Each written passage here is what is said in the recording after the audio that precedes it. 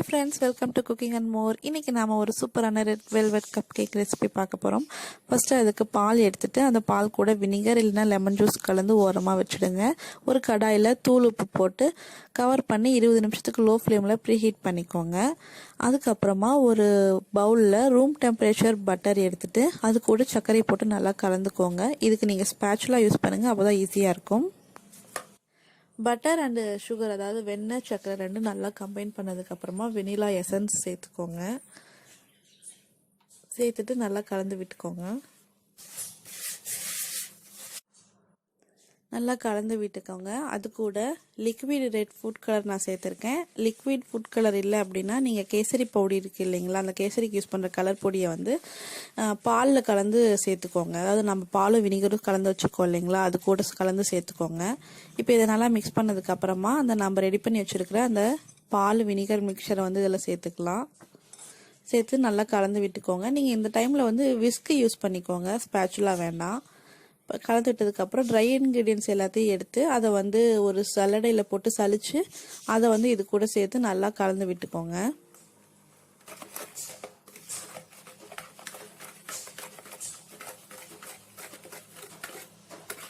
இந்த டைமில் வந்து உங்களுக்கு கலர் வந்து கம்மியாக இருக்குன்னு தோணுச்சுன்னா நீங்கள் இன்னும் கொஞ்சம் கலர் கூட ஆட் பண்ணிக்கலாம்.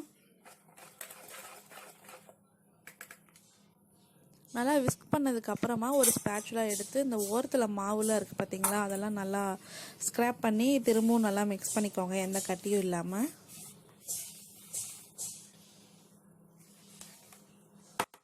அவனில் வந்து பேக் பண்ணுறதுக்கு நம்ம மஃபின் ட்ரேயில் வந்து கப் கேக் லைனர் வச்சு எடுத்துக்கலாம். இதே வந்து கடாயில் பேக் பண்ணுறதுக்கு நம்ம இதை யூஸ் பண்ண முடியாது. ஸோ அதுக்கு வந்து இந்த மாதிரி ஒரு சின்னதாக பேப்பர் கப் எடுத்துக்கோங்க. இதில் கப் கேக் லைனர் வச்சு அந்த பேப்பர் கப்பை வந்து ஒரு கேக் டின்லேயோ இல்லை ஒரு பிளேட்லேயோ இந்த மாதிரி வச்சு எடுத்துக்கோங்க.